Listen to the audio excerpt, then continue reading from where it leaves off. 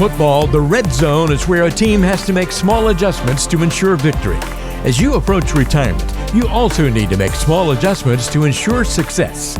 This is the Red Zone Retirement Program with registered investment advisor and enrolled agent John Mears of Mears Money Management.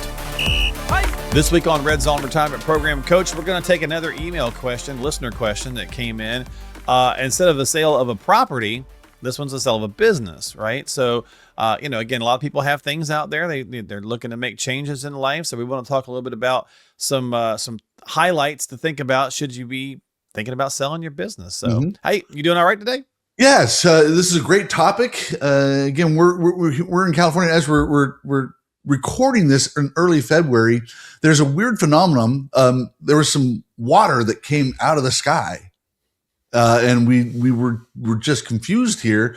Traffic had to stop on a dime, and we don't know what to do now. So we're kind of confused right now. So maybe they freeze up that much over rain, huh? Mm-hmm. Yeah. Wow, we're scared. That's interesting. We're scared. It's one of the plagues. Scared of some rain. Oh, that's such a strange phenomenon. That is a strange phenomenon. Yes. Mm-hmm. Welcome to California. Yeah, apparently. All right. Well, let's take this listener question here. Let me read it and throw it up on the screen here for the audience. Great question. And then so let's see if we can help them break it down a little bit. So, question. I'm 60 and my husband is 58. We're definitely behind when it comes to our retirement savings because we have basically nothing saved. But we're going to be selling our business soon for just under a cool $1 million. I added the cool part. I'm very nervous about dealing with this large sum of money since we don't have any investing experience. Where should we start with this? And will it be enough for us to retire on? Can you give us some pointers? So there's a lot to unpack here. We'll start with, first of all, when you have the opportunity for what I call a liquidity event. This is something like we talked about in the previous podcast, inheriting a house. That's kind of a liquidity event as well. So there's opportunity for you from a financial planning standpoint when you sell your business. And depending on what that liquidity event is, whether it's $1 million, I've had clients with $5 million. I have a client right now with tens of millions of dollars that they're going to have this life-changing, life-altering event. I wouldn't call $1 million as a life-changing event. However, if you don't have anything else, it is a life-changing event. It's nothing to shake a stick at, that's for sure. It is a life-changing event for you, and especially if you have nothing else that's saved. So one thing I'd like to talk to people about quickly is, first of all, is your business saleable? Sounds like it is. I always recommend to people that own a business, if you're kind of in, not quite the selling point, but you're going to be. There's a great book from 30 years ago. I still highly recommend it to everybody. It's called The E-Myth, the letter E-Myth by Michael Gerber. And it kind of goes through how to systemize your business and create it so that it is either saleable or you keep it because it's just generating cash and you're not having to work day to day in the business. So It's a great book. So I highly recommend that. When you get to the point of selling, there's a couple, we could get into this for hours and multiple podcasts, but I'll just try and keep this brief. When you're selling, you basically have two options when you're selling. One is, are you going to be selling the assets to somebody, or are you just going to be selling your stock? It's just going to be a stock sale. From a seller standpoint, a stock sale is the easiest thing to do because you're just selling and you're paying tax at capital gains rates. Super easy. It's what everybody would want to do. You could literally do a stock sale this afternoon at 3:00 if you felt like it. You can just write an agreement, say, I have a 1,000 shares. It now goes to Norm Johnson. There's 1,000 shares. We've agreed upon a price, and that's it. You're done. You don't have to go through escrow. You don't have to do a thing. It's just, here's my headache. My headache is now your headache. So why would a buyer not want to do that? Well, because of just that. You're inheriting all the headaches of the business. So a buyer will tend to want to just buy the assets. They want to buy your equipment. They want to buy your client list. That's all they want to do. And they also get we talked about this in the previous podcast, a step up in basis. They have the new basis for whatever that equipment is. So that's a great, they get depreciation. They get a lot of other opportunities here.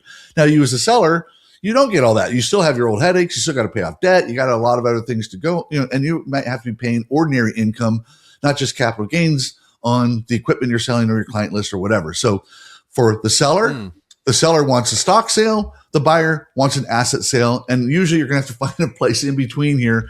Asset sales are more common. They just are because the lawyers don't want a buyer inheriting all the headaches that come with the sale of the business. So that's a quick issue about, again, whether you're going to be paying at capital gains rates or you're going to have some of it at ordinary income. Another thing to consider when you're selling a business is Should you do an installment sale? Risk is involved for both the buyer and seller when you're buying. So and like selling. an owner financing Could be thing. owner finance. It's a typical way of doing it. Some sort of earn out, whatever it might be. For the buyer wants to spread out payments, obviously, because then they can use the current earnings of the business to pay you off, which is a great way to buy. Yeah. The seller wants a check to walk away and go to Maui. And especially if they have no retirement funds, right? Yeah, So, that's what they want to do. So the seller wants a fat check. Now, what's the give and take on that?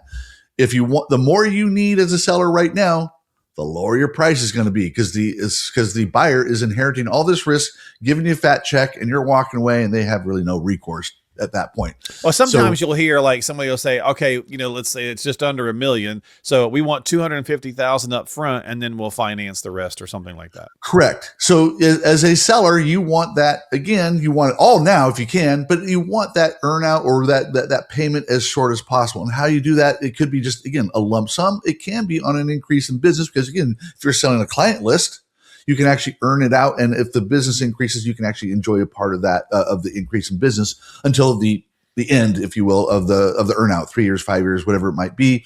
Again, you want to get paid as quickly as possible. The seller wants to pay you as slowly as possible. So that's kind of how that works from the advantage. Let me back up a little bit here. The advantage to you as a seller to do an installment agreement, though, is you can possibly lower your taxes and spread out your taxes rather than having this big lump of $1 million or $2 million and paying a higher amount all at one time. It is possible, depending on your situation, Mr. and Mrs. Smith, whoever's writing this here, is that you could have capital gains. And if the capital gains are spread out, you might pay in the 0% tax bracket as well.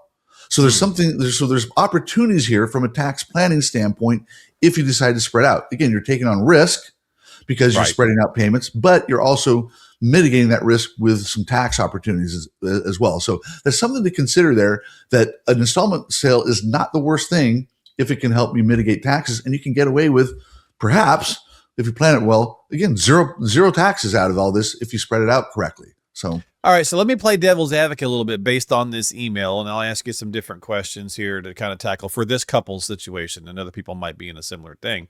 So they're neither one are actually at retirement age yet, 60 and 58, so they can't do Social Security. correct. So there's a couple things to think about. So it's just under $1 million. Again, to your point, it's not a ton of money. They don't have any retirement and they're not used to investing. So let's just say, for the sake of the argument, they get all the money up front or whatever. What would be some things to think about? Because clearly there's at least a 2-year window before one of them can turn on Social Security at 62. The other one's got a 4-year window. And then there's the medical side of things, right? So what's some things to ponder there? So again, there's a lot to unpack here. So let's start with one thing that when people don't have any investing experience, and I have actually seen this with my own 2 eyes, but they get this big lump sum. There's a little bit of what I would call hubris, where they kind of think, hey, because I sold this for $1 million, I'm smart and I know what to do. And I'm going to invest aggressively because I know how to pick stocks and I know how to make even more money.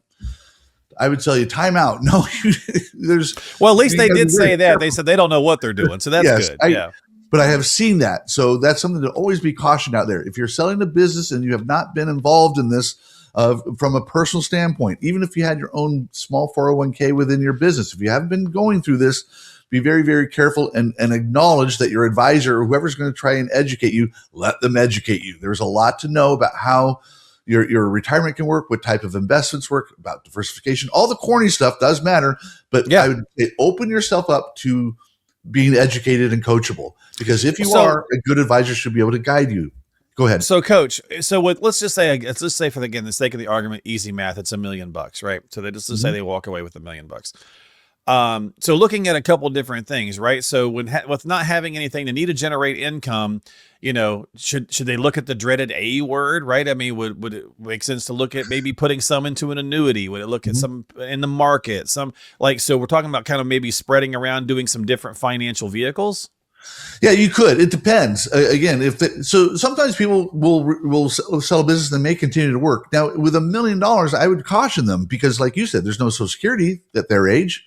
So they may not be able to just walk away at that point. So this is where we got to get another job somewhere. Yeah. Yeah. We got to do the expense side of things. We got to know, okay, what is it going to take for you to live So then we can figure out if you have enough, because everybody's like, hey, do I have enough to retire? And I'm like, I don't know. We got to figure out this other. Do you side have of enough to things even first. live for the next 4 years? Yeah. Right. Yeah. So we have to consider that. And that may be also when you sell your business, where you may even stay on within the business as an employee for a few years to kind of, to have some kind of that bridge transition period too. Yeah. Yeah. Yeah. So whether an annuity is proper, the one benefit annuities have is you have tax deferral, which is kind of nice. So you're not taking this $1 million and have capital gains and dividends or even interest that you have in CDs, where there's this tax impact and you really don't need the money or need all of it at that point in time. That's where an annuity can come in. And there's several different types of annuities you can do, which would probably be a little bit beyond what we're trying to get through in this show. But there's where you can put a lump sum and you can start drawing income off of that. You can get a little bit more than you would with perhaps if you had it in a CD or in money market,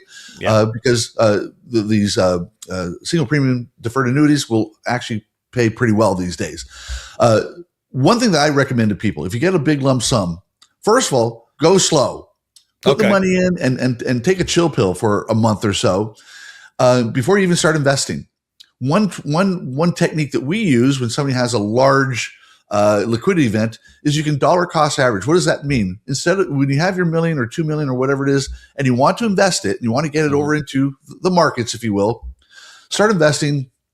Make up a number here. It could be almost anything that you guys agree upon. $20,000, $50,000, $100,000 a month.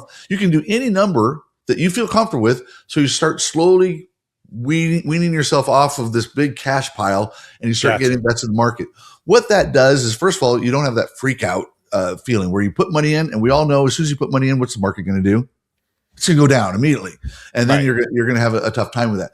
But if you have $1 million and you put money in at $20,000 a month for a while, and that takes you a few years to do that, you're going to feel a bit more comfortable because the markets are going to ebb and flow during that time, rather than I put $1 million in and all of a sudden it goes down 15 or 20%, and you hate yourself and you hate your advisor when that happens. Although mathematically, dumping the money actually in the long run isn't that bad of a thing, but I'm talking about more of an emotional response here. You have a lot of money and you want to get acclimated. You need to educate yourself. Take it slow. Start investing and start putting in slowly.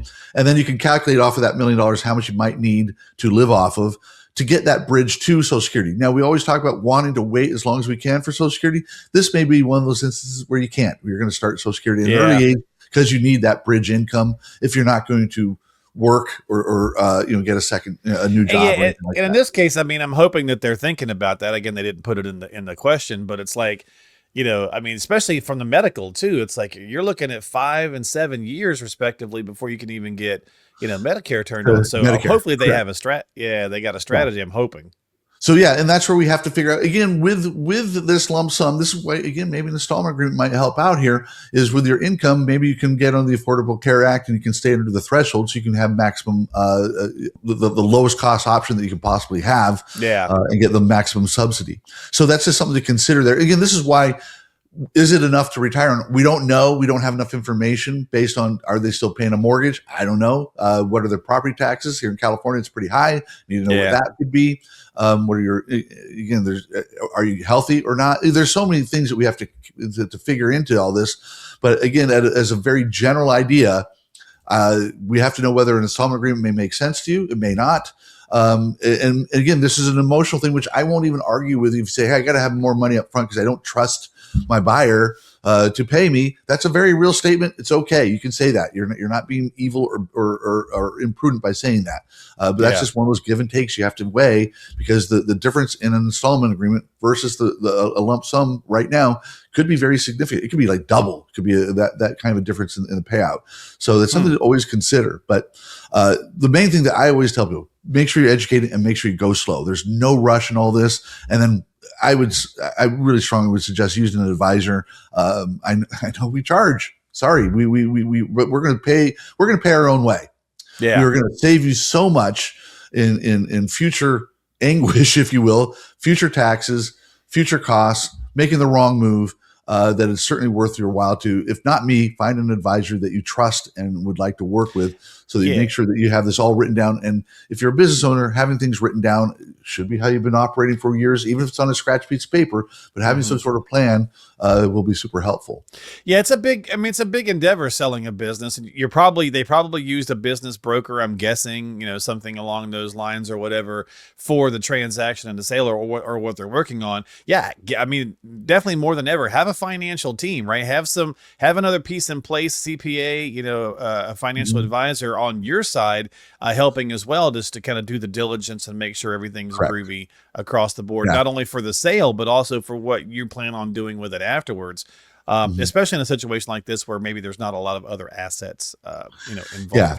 And this is real quickly, you brought up a business broker. Some people are afraid to use a broker because they charge money again, but most business brokers will be able to pay their own way. Again, they're going to probably get you a better deal than if you had just gone out, and it's kind of like a real estate where if you just do for sale by owner, you're probably going to get a better result out of having a real estate broker, a real estate agent, rather than doing it on your own. Plus, they know all the ins and outs.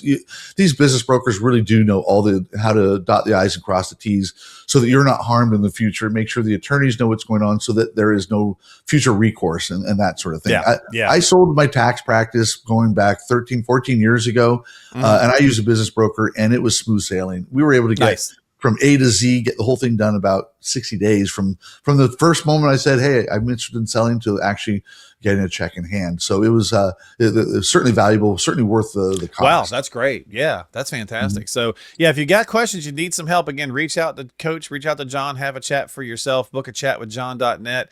It's obvious, big doings when you're dealing with stuff like this. And of course, you're reaching out to this couple that sent the message in, but for other people who are thinking about selling a home or selling a property or selling a business or whatever the case might be, or just need to get financial advice rocking and rolling, just need to get a strategy in place because you've just been procrastinating, then do yourself and your retirement a favor, get onto the calendar, reach out to Coach. We'll have links in the show descriptions below so you can get yourself some time on to the conversation with him, or to have a conversation with him. And don't forget to subscribe to us on Apple, Spotify, and right here on YouTube. Hit that thumbs up, notification bell, and subscribe and all that good stuff. And drop us a line if there's something we missed about the sale of a business that you think is worthwhile. Drop it in the comments. Let's get a conversation going. There's a lot there. Yeah. And we'll certainly can follow up with a question or another video as well. So thanks for hanging out. We appreciate your time, Coach. Have a great day, buddy. Thank you. We'll see you next time here on Red Zone Retirement Program, Simple Investing, Smart Future with Coach John Mears. John has a couple of free books, Diffuse and Tax-Free Retirement in California, that reveal exactly how you can experience zero taxes in retirement and overcome the IRS lien on your 401k, IRA, and 403b, which could threaten your future lifestyle. These are complimentary, so all you have to do to pick these up 100% free is just stop by RescueMyRetirement.net. That's RescueMyRetirement.net. Fill in the basic info and he'll ship those out to you immediately. That's RescueMyRetirement.net for a copy of Diffuse and Tax-Free Retirement in California. Advisory services offered through Mears Money Management, Inc., an RIA registered in the states of California and Texas. California Department of Insurance License number 0685203.